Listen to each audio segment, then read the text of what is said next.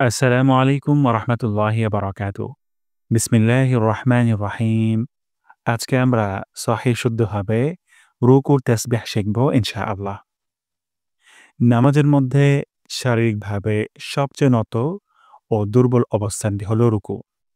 রুকুর সময় যদি কেউ ধাক্কা দেয় তাহলে সহজে পড়ে যাওয়ার সম্ভাবনা থাকে। কিন্তু চমৎকার বিষয়টি হলো আমরা এই দুর্বল অবস্থায় আল্লাহ সুবহানাহু ওয়া তাআলাকে বলি, আল্লাহ আপনি সবচেয়ে শক্তিশালী। আর সবচেয়ে নিচু অবস্থায় থেকে বলি, আল্লাহ আপনার মর্যাদা সবচেয়ে উঁচুতে। সুবহানাল্লাহ। নামাজ পড়তে, পড়তে কোথাও যদি আমাদের মন অন্যদিকে চলেও যায়, তবুও রুকু দেওয়ার সময় যদি মনে পড়ে যায় যে, পবিত্র আমার রব, যিনি সবচেয়ে মহান, শক্তিশালী, তাহলে সেই নামাজে আবারও প্রাণ ফিরে আসে।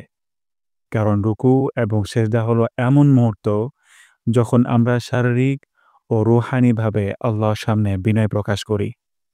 তাই এই সময় আল্লাহর মহত্ব ও সর্বোচ্চতা স্মরণ করাটা অত্যন্ত গুরুত্বপূর্ণ। এটি আমাদের মনোযোগ ফিরিয়ে আনে এবং নামাজকে অর্থবহ করে তোলে। তাহলে আমরা রুকুর তাসবিহটি সহিষ্ণুভাবেই শিখছি ইনশাআল্লাহ। প্রথম শব্দটি হলো সুবে বা কলকলা করে পড়তে হবে। সুবে সাউন্ডটা নিচের দিকে যাবে। সুবে।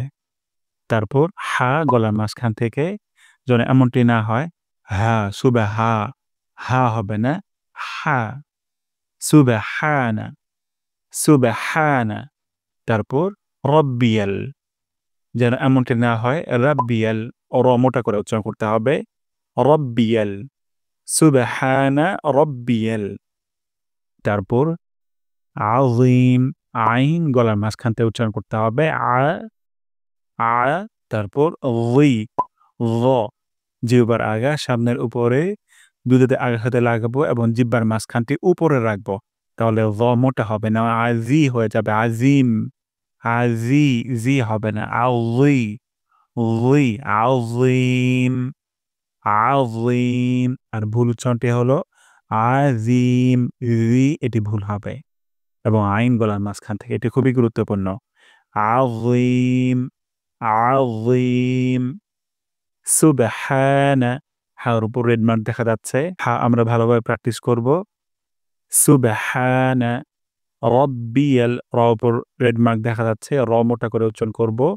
আযীম, গলার মাঝখান থেকে এবং মোটা করে, যেন না হয়, হবে। আযীম, সুবহানা রব্বিয়াল আযীম, সুবহানা রব্বিয়াল আযীম। অর্থ, পবিত্র আমার রব, যিনি সবচেয়ে মহান। আমরা ভিডিওটি বারবার করে দেখব এবং রেড মার্ক যুক্ত যে হরফগুলো আছে এগুলোর প্র্যাকটিস করব, চেক করব যে আমাদের হরফগুলো উচ্চারণ হচ্ছে কিনা এবং ভিডিওটি সবার সাথে প্রচার করব যেন আমরা সবাই একসাথে আল্লাহ সুবহানাহু ওয়া তাআলা তাসবিহ সহিহ শুদ্ধভাবে পড়তে পারি ইনশাআল্লাহ। জাযাকুমুল্লাহ খাইরান সবাইকে।